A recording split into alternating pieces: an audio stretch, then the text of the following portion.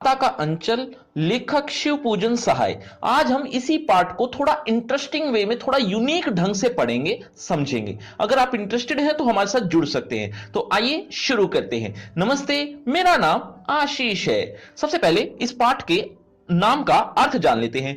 माता का अंचल, माता का तो आपको पता ही है इसका अर्थ। अंचल का मतलब आंचल, आंचल का मतलब दुपट्टा। ये कोई ऐसा वैसा दुपट्टा नहीं है, ये कोई आम दुपट्टा नहीं है। माता का जो दुपट्टा होता है, माता का जो अंचल होता है, वो बच्चे की सुरक्षा के लिए होता है। बच्चा कितना ही दुखी परेशान हो, उस समय उसे माता की ही याद आती है और वह अपनी मां को याद करके तड़पता है, रोता है, चाहे वो कितनी ही बड़ी मुसीबत में क्यों ना हो। मां भी बच्चे की मुसीबत के समय अपने आंचल में उसे छुपा लेती है, दुपट्टे में उसे छुपा लेती है। उस समय बच्चा अपने आप को बहुत सुरक्षित महसूस करता है। तो माता का अंचल का अर्थ तो यही है। पाठ में भी इसी के बारे में वर्णन है। लेकिन इस पूरे पाठ में मां के बारे में इतना वर्णन नहीं है जितना एक पिता के बारे में है। एक बच्चा जो अपने पिता के साथ ही ज्यादातर अपना समय बिताता है, खाता है, पीता है, सोता है, रहता है, सब काम अपने पिता के साथ ही करता है। जो एक बच्चे के साथ उम्मीद नहीं की जाती, यानी उम्मीद नहीं रखी जाती कि बच्चा अपने पिता के साथ ज्यादा लगाव रखेगा। मां के साथ ज्यादा लगाव होता है एक बच्चे का। ये अक्सर देखा जाता है। कुछ केसेस में, कुछ चीजों में, कुछ बच्चों के साथ शायद ऐसा ना हो। उन्हीं में से किसी एक बच्चे की ये कहानी है और वो बच्चा कोई और नहीं, इसी पाठ का लेखक यानी शिव पूजन सहाय अपनी ही कहानी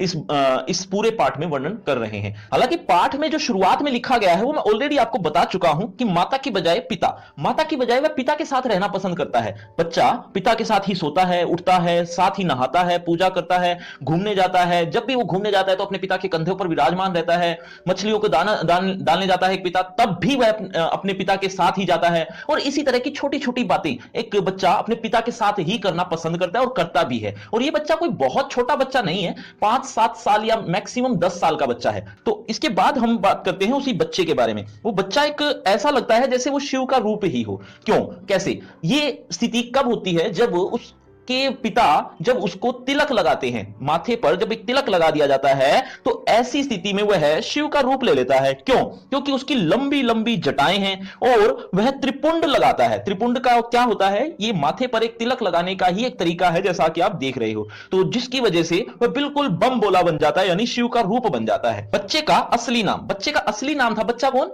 वही लेखक की बात हो रही है। लेखक जब छोटा था, बच्चा था, तो उसका असली नाम क्या था? उसका असली नाम था तारकेश्वर नाथ। तारकेश्वर नाथ उसका असली नाम था, लेकिन प्यार से उसे भोलानाथ कहकर बुलाया जाता था। भोलानाथ। अब भोलानाथ क्यों कहा जाता था वो आप समझ ही गए होंगे। क्यों? क्योंकि वह शिव का रूप लिए हुए था, बिल्कुल। इसीलिए उसे प्यार से भोलानाथ कहकर बुलाते थे। कौन? उसके माता पिता या आसपास के जो भी उसके हितचिंतक थे या लोग थे, तो ऐसे लोग भोलानाथ कहकर बुलाते थे, लेकिन उसका असली नाम तारकेश्वर नाथ था, याद रखना। अभी आपसे एक प्रश्न पूछना है मुझे। बच्चों, आप कौन से बोर्ड के पेपर देने वाले हो एक बार कमेंट में जरूर बताना, जैसे सीबीएसई बोर्ड या कोई और अदर स्टेट बोर्ड है, ताकि मैं उसके हिसाब से वीडियोस आगे की प्लान कर सकूं। चलिए आगे बढ़ते हैं। पिता का साथ। पाठ में अब आगे पिता के साथ के बारे में ही वर्णन किया गया। हालांकि हम इस बारे में पढ़ चुके हैं, लेकिन थोड़ा और विस्तार से पिता का साथ किस तरीके से वो निभाता है, वो किस तरह से पिता का साथ रखता है हमेशा वो बच्चा, उसके बारे में वर्णन किया गया है आगे। वही उसी के बारे में हम एक बार थोड़ा और डिटेल में जान लेते हैं। जैसे पिता हर रोज मछलियों को आटे की गोलियां खिलाने जाते हैं, उनका एक खाना था, तो वो हर रोज खिलाने जाते हैं पिता। लेकिन जब जब वो जाते हैं तो बच्चा यानी लेखक यानी भोलानाथ हमेशा उनके कंधों पर बैठ जाता है जब भी उस समय जा रहे होते हैं, तो ताकि वह भी उनके साथ मछलियों को आटा खिलाने जा सके।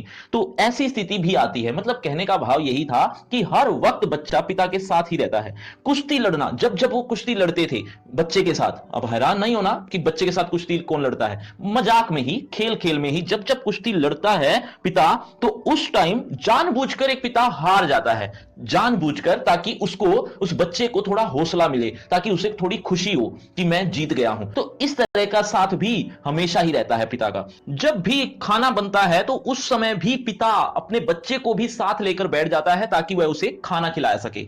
तो ऐसी स्थिति में भी पिता का ही साथ होता है। अब आप ये सोच रहे होंगे कि सारे समय वो पिता के साथ रहता है, क्या मां के वो अपना फसल बोते हैं, किस तरीके से वो अपना खेत बना लेते हैं, उनकी एक्टिविटी ध्यान से सुनना। चबूतरे का खेत बन जाता था, चबूतरे को ही खेत मान लिया जाता था। और तो और कंकड़ों को इकट्ठा किया जाता था, कंकड़, पत्थर के जो टुकड़े होते हैं कंकड़, उनको इकट्ठा करके उसको बीज मान लिया जाता था कि ये बीज है हमारे। उसके बाद अंगूठा, जो अंगूठा होता है थंब, उसका हल बन जाता था कि ये हमारा हल है। वो मिट्टी को इस तरीके से रोंदते हुए चलते थे अंगूठे से। तो इस तरीके के वो खेती करते थे या खेती करने का खेल रचते थे। लेकिन हर खेल के अंत में पिता जरूर मजाक जरूर करते थे। पिता कौन? भोलानाथ के पिता। भोलानाथ के पिता जरूर मजाक करते थे। जैसे इसी खेल की बात करें हम, खेती करने वाले, तो इस खेल में वो बोलते हैं कि इस साल की खेती कैसी रही भोलानाथ? तो इस तरह से शर्माते हुए सब छोड़ छाड़ कर सब भाग जाते थे। तो इस तरीके की गतिविधि अक्सर देखने को मिलती थी। बच्चों, किसी भी तरह का डाउट आ रहा है, कोई भी बात समझ में नहीं आ रही, तो कमेंट करके जरूर पूछना, आपका जवाब दे दिया जाएगा।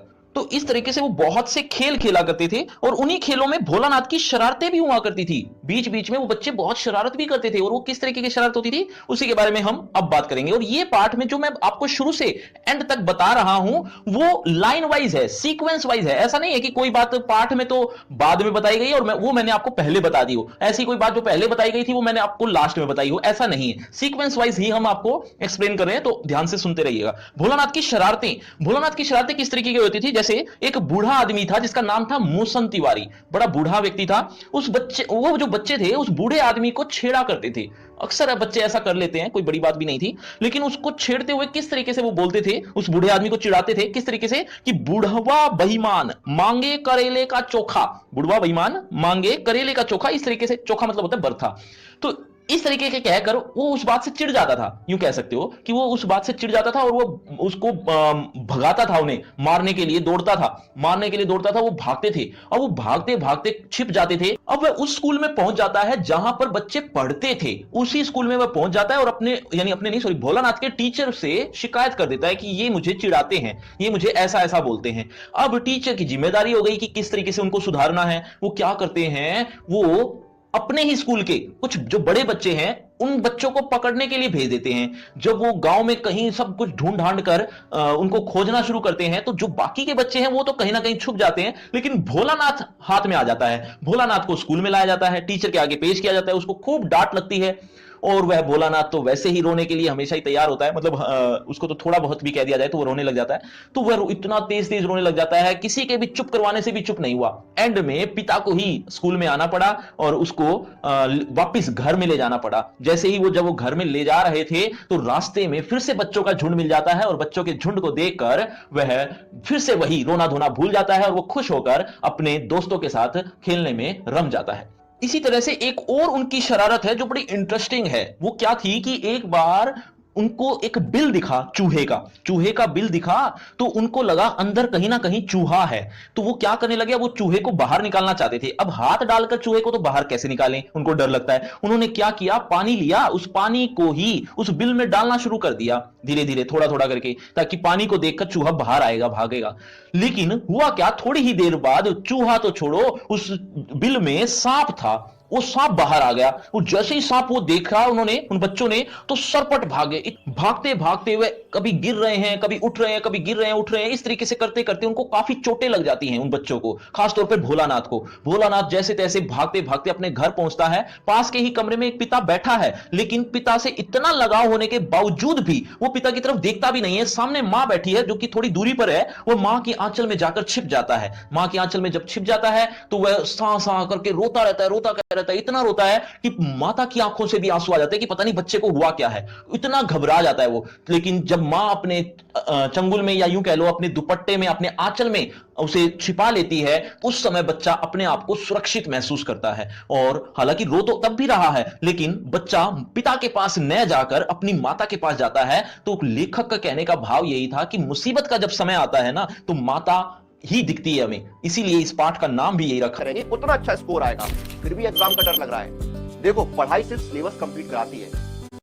बिल्कुल रहता है। अब पाठ में आगे इसी के बारे में ही वर्णन है कि माता का साथ किस तरीके का होता है। हालांकि ज्यादा नहीं रहा, थोड़ा बहुत, बहुत थोड़ा। वो किस किस टाइम, जैसे खाना खा रहे हैं, जब भी पिता खाना खिलाते हैं अपने बच्चे को, तो माता बिगड़ जाती है, माता थोड़ा गुस्सा हो जाती है। क्यों? क्योंकि पिता का जो खिलाना होता है वो कुछ ऐसी स्थिति होती है कि छोटे छोटे कोर, छोटे छोटे निवाले, छोटे छोटे टुकड़े उसको खिलाए जाते हैं, जिससे वो थोड़ा ही खा पाता है और ऐसा लगता है कि पता नहीं कितना खा लिया है। बच्चा भी यही सोचता है कि मैं बहुत खा चुका हूं। तो ऐसा कहकर माता बहुत बिगड़ती है, गुस्सा होती है कि ये छोटे छोटे निवाले से क्या इसका पेट भरता है। इसको भी ऐसा लगता है कि जैसे मैं बहुत कुछ खा चुका हूं।